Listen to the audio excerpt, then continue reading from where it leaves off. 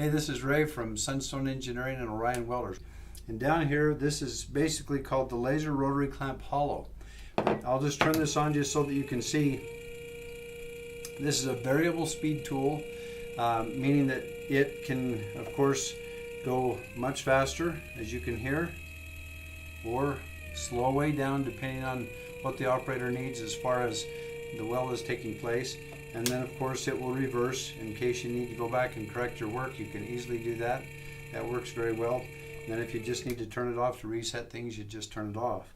And wanted to just help you understand that you can put something in there that is 75 millimeters, and then the max inside clamp is 70 millimeters. So you can literally put something in there that's quite large, just under 3 inches. This is 70 millimeters on the outside.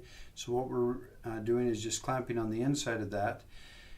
Okay, so now I'm going to take everything back down to the smaller size, but I'm just going to bring this down and tighten it up.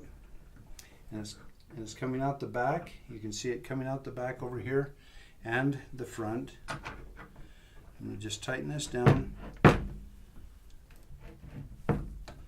Set the chuck aside, turn it back on,